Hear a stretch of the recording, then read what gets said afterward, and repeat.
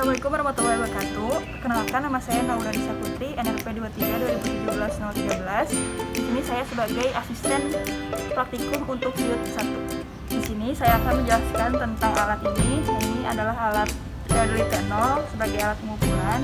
Di sini saya akan menjelaskan bagian-bagian dari alat ini ya. Jadi pertama, untuk membuka alat ini, kita buka skrupnya kanan dan kiri. Setelah keduanya terlepas, kita angkat secara perlahan.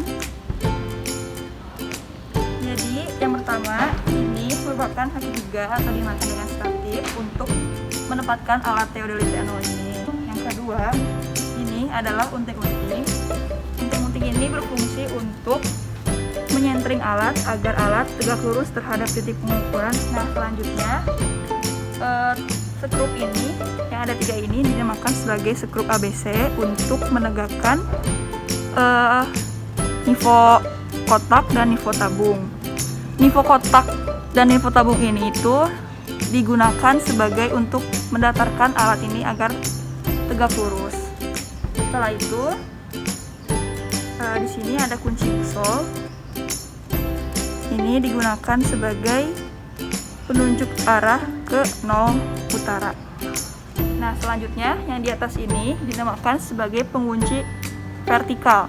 Jadi untuk mengunci si teropong agar tidak bergerak. Oke. Selanjutnya di sini dinamakan sebagai pengunci horizontal untuk mengunci bagian horizontal dari alat.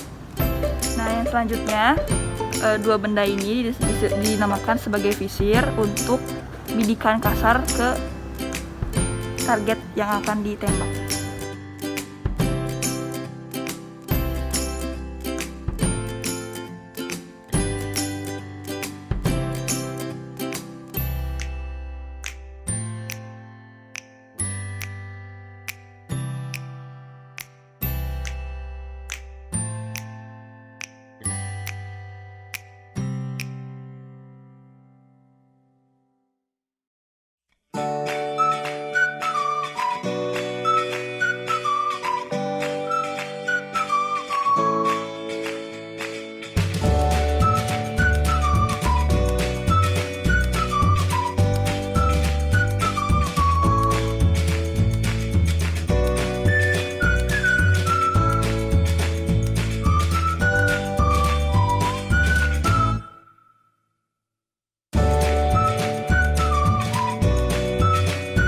Sekarang kita akan mengenalkan alat pengukuran yang lainnya, yaitu dinamakan dengan theodolit T2. Cara membukanya hampir sama seperti pada alat T0. Dibuka, lalu dilonggarkan terhadap kunci dari alat ini. Bisa dilihat.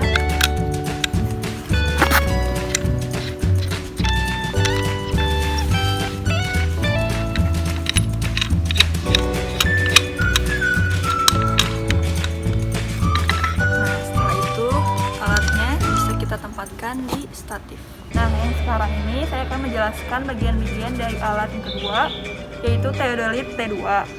Di sini ada 3 skrup, dinamakan sebagai skrup ABC untuk mendatarkan nivoo tabung dan nivoo kotak terhadap alat. Lalu, untuk mendatarkan alat terhadap titik pengukuran, di T2 ini kita menggunakan teropong. Di sini kita tempatkan dari titik teropong ini agar sejajar dengan titik pengukuran. Bedanya T2 dengan T0 yang tadi, kalau T2 ini menggunakan teropong, sedangkan kalau T0 kita masih menggunakan unting-unting.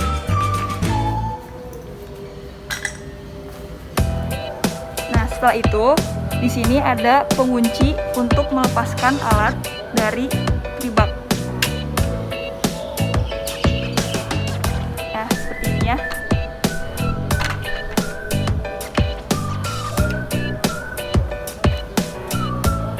Dan ini untuk pencahayaan bacaan horizontal. Nah, yang ini untuk penggerak halus horizontal dan yang ini untuk penggerak halus vertikal. Nah, ini untuk mengunci alat secara horizontal Kalau ini untuk pengunci alat secara vertikal, ini untuk mengganti bacaan. Kalau seperti ini berarti bacaannya mendatar atau horizontal. Kalau seperti ini berarti bacaannya vertikal atau tegak lurus ya. Nah, yang ini digunakan untuk bacaan sudut. Lalu di sini visir untuk bidikan secara kasar terhadap target bidikan. Yang ini digunakan sebagai pencahayaan bacaan vertikal.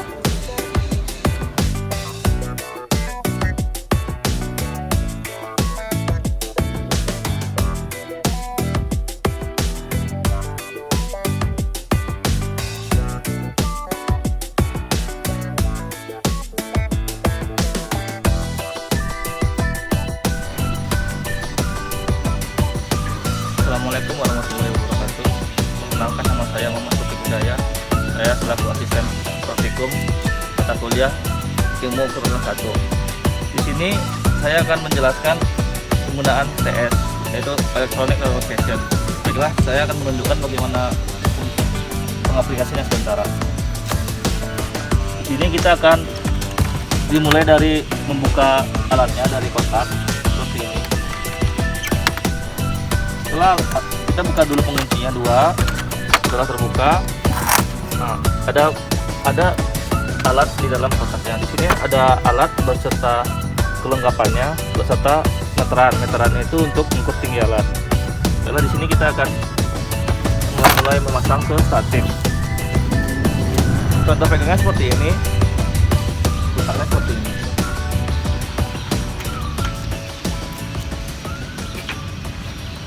Setelah kita pasang ini, jangan lupa untuk nahan dari atas dan menguncinya dari bawah.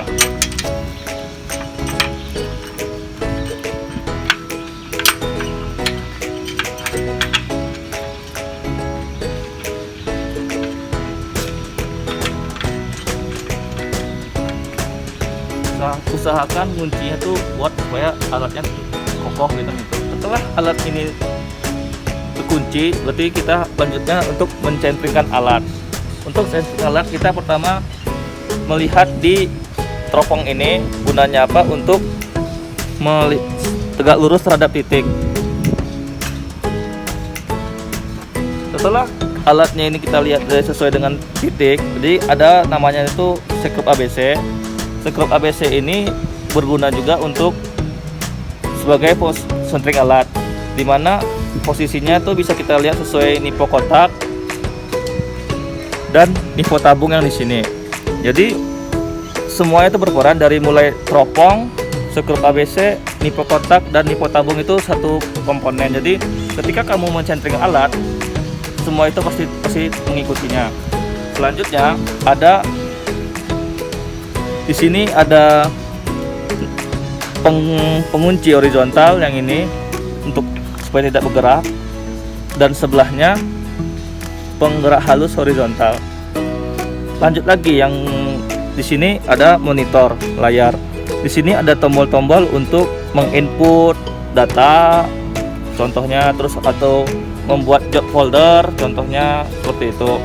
Dan juga kita bisa mengoperasikan monitor ini sebagai masukkan data ataupun mengeluarkan data yang telah kita ukur.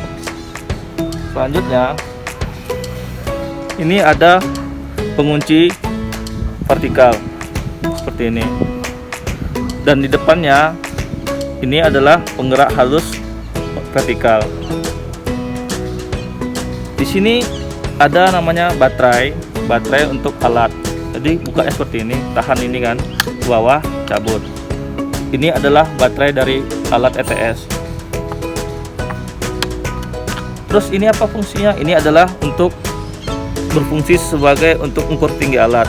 Ketika alat sudah centering, jadi kita mengukur tinggi alat dari titik pengukuran sampai sini, itu tinggi alat, untuk tinggi alat. Selanjutnya, ini ada visir. Nah, ini gunanya sebagai bidikan kasar untuk ke target. Misalnya targetnya itu jauh, kita membidik secara kasar di visir, baru secara halusnya di teropong.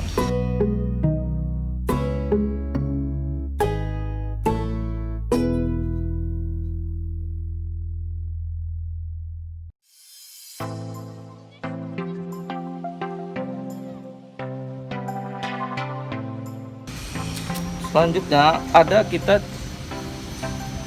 ini untuk konektivitas ke laptop. Jadi ketika kalian sudah mengukur suatu pengukuran atau ketika sudah selesai pengukuran, maka data itu kan kita transfer ke laptop.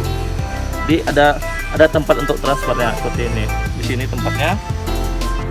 Selanjutnya setelah tes diposisikan di atas titik, ada namanya itu prisma. Prisma ini akan kita pasang di titik pengukuran yang kedua. Gunanya apa? Gunanya sebagai backside dan foresight. Apa itu backside dan foresight? Nah, itu nanti ada penjelasan tersendiri di mata kuliahnya. Untuk pemasangannya sama seperti ETS, tetap dikunci supaya kuat dan supaya kokoh. Setelah kita kunci, kita lakukan penyentringan untuk prisma. Di mana di sini juga terdapat teropong. Di mana teropong ini terdapat lensanya untuk mengatur kejelasan dari objek yang akan kita bidik. Karena ini objeknya yang akan bidik itu titik pengukuran, otomatis yang kita jelasin titik pengukurannya itu sesuai sudah tegak lurus atau belum terhadap alat. Setelah itu ada namanya skrup ABC yang 3 ini. Skrup ABC ini juga fungsinya untuk mengatur kesentringan alat terhadap titik. Jadi ada juga namanya nipo kotak dan nipo tabung. Jadi di sini satu komponen untuk teropong, skrup ABC, nipo kotak dan nipo tabung itu satu komponen. Jadi ketika kamu sentring alat, otomatis teropong, skrup ABC, nipo kotak dan nipo tabung itu akan terhubung seperti itu. Selanjutnya, setelah prisma ini sentring, jangan lupa untuk diukur tinggi alatnya. Tinggi alatnya itu diukur dari titik pengukuran sampai ke tengah sini. Nah, itu untuk mengukur tinggi alat dari prisma. Gunanya prisma ini itu untuk memantulkan cahaya yang dari TS. Jadi TS itu memancarkan laser. Nah, nanti laser itu terpantul dari cermin di sini. Sini cermin segi 5 dalam ini. Jadi banyak lah. Setelah itu akan balik ke TS, jadi jarak antar itu tuh akan terekam di TS seperti itu. Dan ini posisi letaknya itu kita meletakkan prisma ini di atas titik pengukuran sebagai untuk backside dan foresight.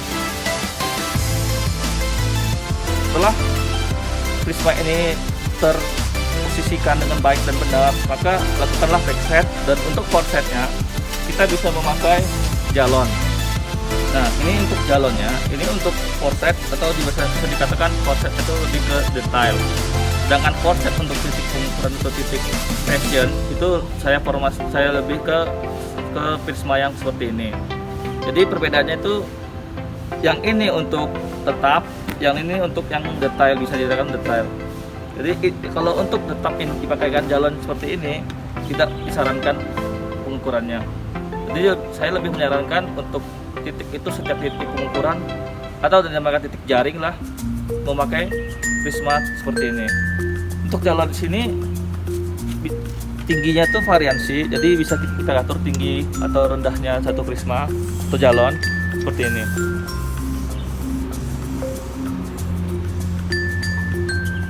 Di jalan tersendiri juga ada niponya, jadi kita bisa mensentering dari si jalur tersebut.